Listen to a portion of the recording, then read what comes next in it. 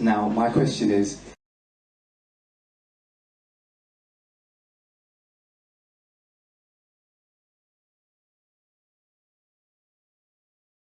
there are a few attributes that we can all agree that a divine person should have, and you also did mention in your presentation about Matthew 24:36 about the day or the hour no one knows, not the angels in heaven or the Son, but only the Father. And I don't think you responded. You did mention that's a common argument that comes up with Muslim debaters.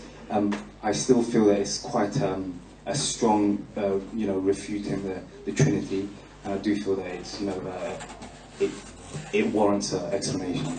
As to the question why Jesus said something like that, I would appeal again to Philippians 2, for example. In Philippians 2, 5 through 11, we read that Christ humbled himself. He took upon himself a human nature. And so we believe as Christians, not that Christ laid aside the divine attributes. He didn't. He retained the divine attributes, but he laid aside the privilege of the divine attributes in the sense that operationally he laid aside the utilization of some of the divine prerogatives, and including omniscience. So he didn't necessarily know everything at all times. And one case would be the date of the hour, which remains unknown according to Mark 13:32 and Matthew 24:36.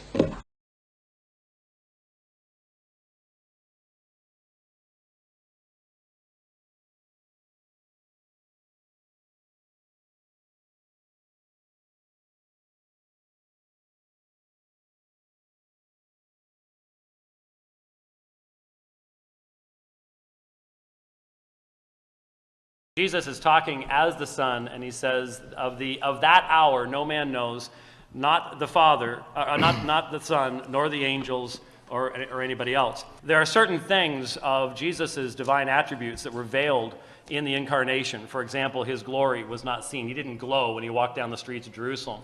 If they were walking in the dark, the disciples didn't get to not use a flashlight or something when Jesus was by because he glowed so much. But obviously omnipresence, things like that. There was a veiling, and for some purpose that is not explained to us, for some purpose, Jesus, in that particular instance, he has supernatural knowledge elsewhere, but in that particular instance, that particular piece of knowledge has been veiled during the time of the incarnation.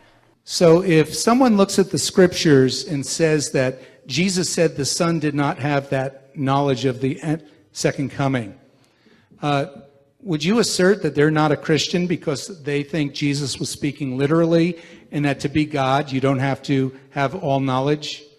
Well, there's a false assumption there. You earlier said that God does not have omniscience because of what Jesus said. The Father knew and the Spirit knew, so God still knew even though there was a veiling for the Son for a specific purpose and a specific time.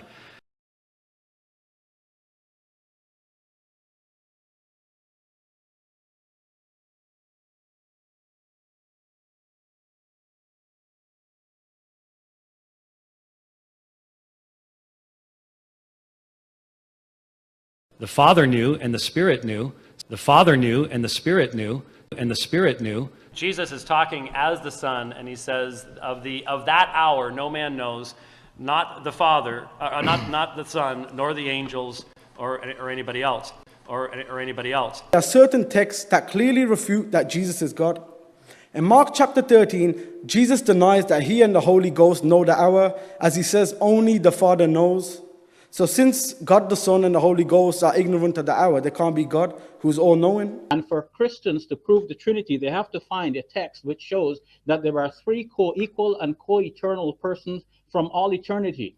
And that is entirely missing. The Trinity is like a three-legged stool. If all three legs are not there, then the stool falls. And the three legs requires there are three persons, they are co-equal, and they are co-eternal. You cannot have one born in a certain time. He has to exist from all eternity. And if one of them says, I don't know when the hour will occur, then he is not the omniscient God. God's knowledge is not like a book on the shelf. Either he decides to look in it or not look in it. Either he has the knowledge or he doesn't. If he doesn't have the knowledge of the hour and his Father knows the hour, then the Father is obviously the omniscient one and the Son is not omniscient. And therefore they're not co-equal, and therefore the Trinity fails. One of the legs of the stool is missing.